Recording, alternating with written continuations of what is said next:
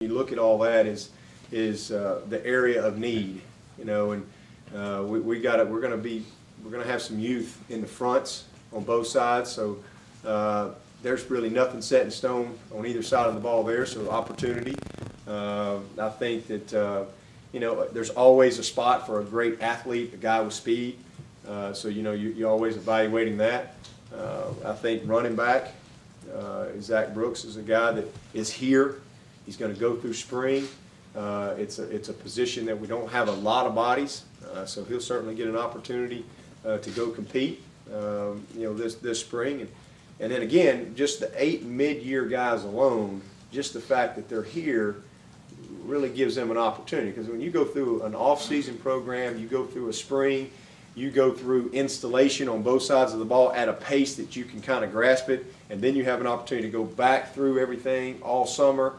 You know, you're way ahead from what a normal freshman would be that shows up in July and is just trying to, you know, start from scratch. So I think all those guys will certainly get looks this spring. I think Pinion is a guy that has a real chance. Obviously, we lost Dawson, and you know, Spencer's the only guy that's punted in a ball game, and so we'll have competition there.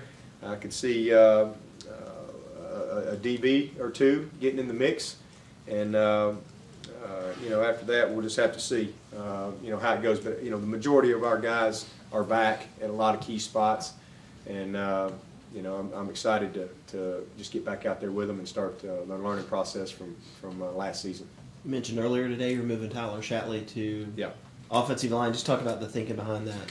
Well, you know, it's one of those deals where we spend hours. A lot of times I'll be on a plane or whatever, and we're always evaluating the roster, always trying to think, plan, and just you know, get everybody in the right spot, project, and you know, Tyler Shatley is just, I think, one of our best football players.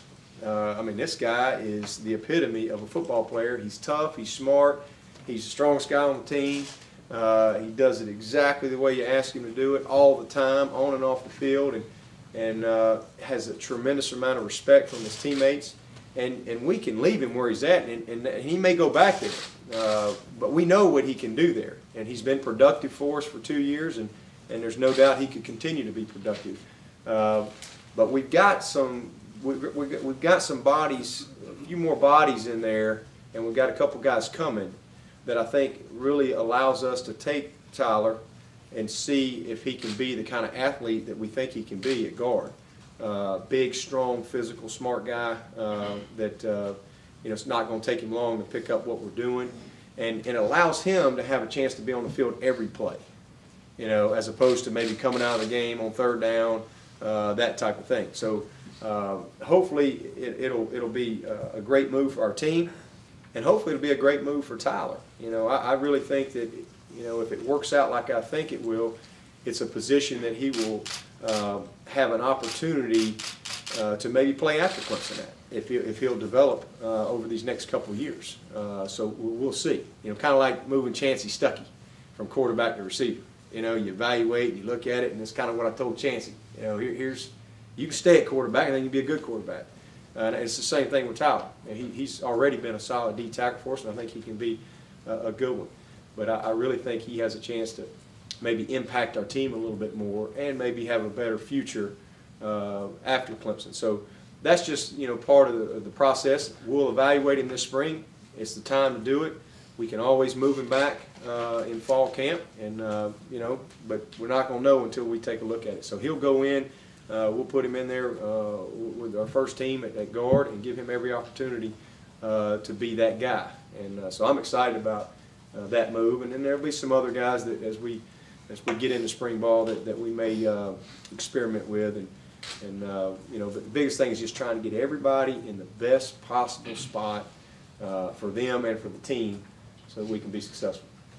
Can you talk about having back-to-back top 10 classes, how that can help with depth and get the quality depth you talked about you were missing at times this past year? Well, absolutely. I mean, not only have quality depth, but when this season is over in 2012, you know, we're going to have most everybody back. I mean, only got 11 scholarship seniors, so you know, it's exciting to me, you know, because we're really kind of built to make a run, and we've built it through recruiting. We've kind of changed our culture through graduation and through recruiting. And every one of these guys, I think we're going to have our first group of seniors this year. 3 guys. As far as guys that we when I got the job, went out and recruited and said, here's the plan, here's the vision, and they bought into it. And that's Carico, Malachi, and Meeks. You know, so all those juniors, and there's not many of them, because obviously we didn't sign a very big class that year, but those juniors and the sophomores and freshmen, you know, are really guys that we've evaluated, and it's all been laid out before them. They've chosen to come be a part of it. They've bought in, and so I think the culture is the first thing. And then from a depth standpoint, I think we've got some guys that we can work with for a couple of years. So, you know, it's exciting. We're going to have some transition with our football team, personnel-wise, up front. We're going to have a lot of sophomores, you know, a guy here or there, but a lot of young players in the trenches on both sides. So, but they're talented. They're the right kind of guys. We just got to grow them up and get them ready. But I think we will have good depth, and especially in that offensive line. I mean, we've got every lineman on our roster here. So to be able to develop and have that, you know, competitive depth, because this spring is going to be, it's going to be fun. You know, we've got to write everything in pencil because it's going to change a lot probably. There's going to be a lot of competition, a lot of guys trying to compete, and that's what comes with youth and energy and hunger. And I think all those guys will be hungry. Are all the players you're going to sign this year in at this point? All the oh yes. No, yeah, we're not waiting on anybody.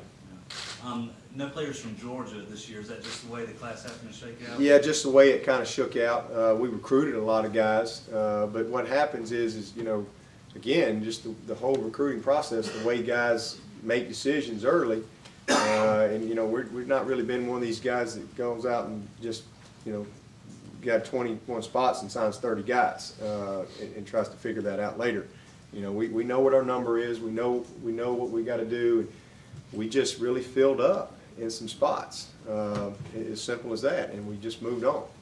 But you know, Georgia is very critical in-state to us. You know, Georgia and North Carolina. I mean, we've got to do well in both of those states, and we've got good relationships down there, and we've got good players from there that are you know, some guys that made an impact for us last year. So we'll continue to recruit hard there, but ultimately it comes down to, you know, your number, and when you fill that number, you know, you move on to the next guy, regardless of where they are. Sorry. Sorry? You mentioned competitive depth. How much of a concern is it when the kind of ugly side of that spills over to the public like it did last week with Chad Kelly and Costello? Well, first of all, I don't follow Twitter, so you know, I don't. But I heard about it through one of the coaches called me to kind of bring me in the loop on that, and I think y'all know me well enough to know that we'll you know, we'll get our arms around that. Sometimes yeah, it's no different than when we were kids. It's no different when somebody wrote a note or, you know, wrote something on the chalkboard or whatever. Except now they just kind of talk in front of everybody. It just blows my mind, but that's just the world we live in. So. You know, that's something that you know, we'll deal with internally, and, but nothing serious at all. Dabo, when you came in here as an assistant under Tommy, North Carolina was not much of a priority recruiting-wise, and hadn't been for a few years there. And that obviously you totally changed that now. Talk about kind of re-emphasizing that, because I sense that's not just something that happened. That's been a concerted thing to get in there and reestablish yourself. Well, it's been a part of our hiring process as well. When you look at people that we've hired, you know, I mean, if you look at the best teams that Clemson has had, you look at the national championship team, and you look at all the players from the state of North Carolina on there.